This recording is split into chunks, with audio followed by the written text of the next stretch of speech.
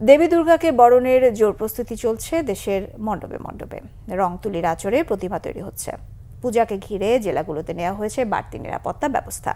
নেত্রকোনা থেকে মাহবুবুল কিবরিয়া চৌধুরী, ঠাকুরগাঁওয়ের খোদাবক্স ডাবলু ও রূপগঞ্জের খলিল শিকদারের পাঠানো তথ্যছবিতে desk report.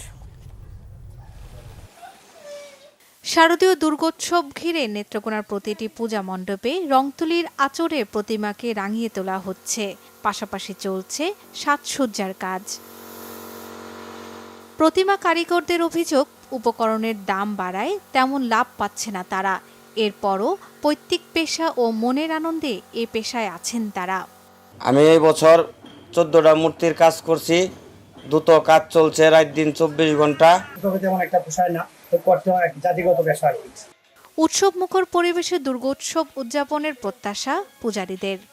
প্রশাসন পূজার ব্যাপারে যথেষ্ট সতর্ক এবং তারা আমাদেরকে সার্বিক নিরাপত্তা বিধান করবেন।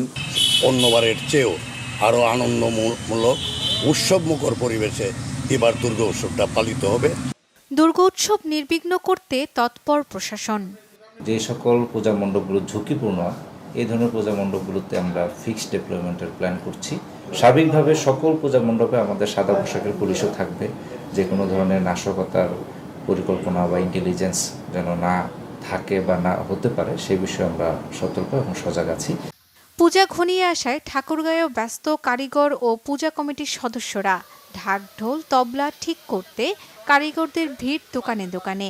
ব্যস্ত ডেকোরেটর শ্রমিকরাও। তবে কেউই পারিশ্রমিকে খুশি নন।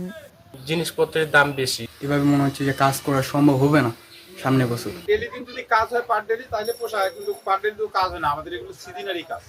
মায়ের কাছে আমরা পূজার টাইম পর্যন্ত আমাদের এখানে কোনো আমাদের ভয় নাই। কাউকে আমরা ভয় করি না, ডর করি না। এক কথা শেষ।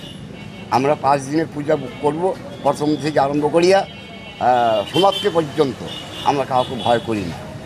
4 স্তরের নিরাপত্তার সাথে প্রতিটি মন্দিরে বসানো হয়েছে সিসিটিভি ক্যামেরাও। এখানে পুলিশ মূলত মোবাইল ডিউটি পালন করে থাকবে। স্ট্যাটিস্টিক ডিউটি যেটি আছে সেই ডিউটিটি পালন করবে আনসার সদস্যরা এবং যারা স্বেচ্ছাসেবক আছেন তারা। আর সাদা পোশাকেও আমাদের পুলিশ সদস্যরা দায়িত্ব পালন করে থাকবেন। নারায়ণগঞ্জের রূপগঞ্জেও চলছে দুর্গোৎসবের শেষ পর্যায়ের প্রস্তুতি। এবছর 44টি মণ্ডপে পূজা হবে। কয়েকটি পূজা মণ্ডপকে কেন্দ্র করে একটি টহল টিম থাকবে। আমরা পাশাপাশি পর্যাপ্ত যে নিরাপত্তা ব্যবস্থা আমরা ব্যবস্থা করেছি। নির্ভয়ে আপনারা আপনাদের দুর্গা পূজা উৎসব পালন করুন।